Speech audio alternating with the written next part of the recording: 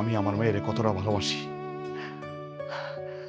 সেই সুযোগে তুই আমার লগে এইভাবে কথা বলতেছিস না?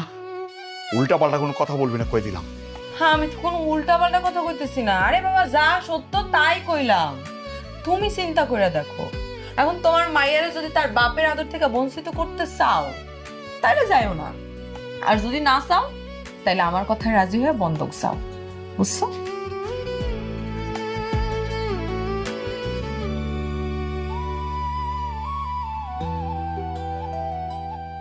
হ্যাঁ আল্লাহ, আল্লাহ আমি এখন কি করব? আমি যদি বন্ধক যাই তাইলে আমার জীবনটা তছনছ হয়ে যাব, আর যদি না যাই তাহলে আমার মায়ের জীবনটা তছনছ হয়ে যাব। আমার মায়ের তার বাবার ভালোবাসা থেকে বঞ্চিত হইব। আমি এখন কি করব? ও মা, কি করবো আমি? কি করবো?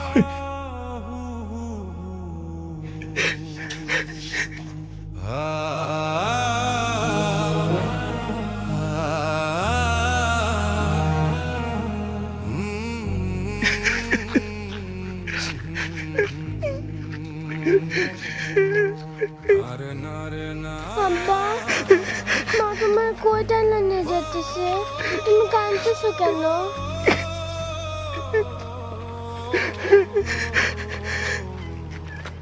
আব্বা,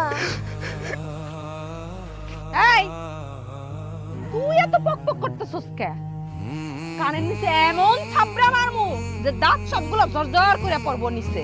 মারিয়া, তুমি জুয়ান নেশায় কি করতে চাইতেছো বুঝতেছো? ওরা আমার জীবনটার অতিষ্ঠ বানাই বলবো। এমন হইতে পারে আমার মায়েরাও বলাইতে পারে। আমি যদি মইরা যাই তুমি তো বিধবা হইবা, তুমি বুঝতেছো? আরে একটা জিনিস কেন বুঝো না? আমার এই মাইয়া জুমা আমারে যারা একটা মিনিট থাকতে পারে না, খাইতে পারে না, ঘুমাইতে পারে না, আমি আমার মায়ের ছাড়া থাকতে পারি না। একটা মিনিট ওরে না দেখলে মনে হয় আমার বুকের ভিতরটা মোচড় দিয়ে ওঠে। একটু বোঝার চেষ্টা করো, কি করতে চাইতেছো তুমি কও?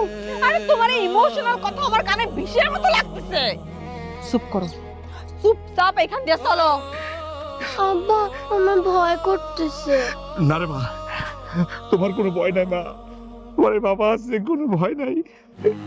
এই তোরা বাপ মায়েরা এত কথা কইতেছস কেন? আমার কানটা ঝালা পালা করে দিল। আর একটা কথা যদি দুইজনে কেউ কইছো না, এই জঙ্গলের মধ্যে গায়রাত হয়ে তারপর যাবো। আসো আসো আসো আসো, সাইফুল ভাই, সাইফুল ভাই, রকেট সাইফুল ভাই, ডাক দে তো।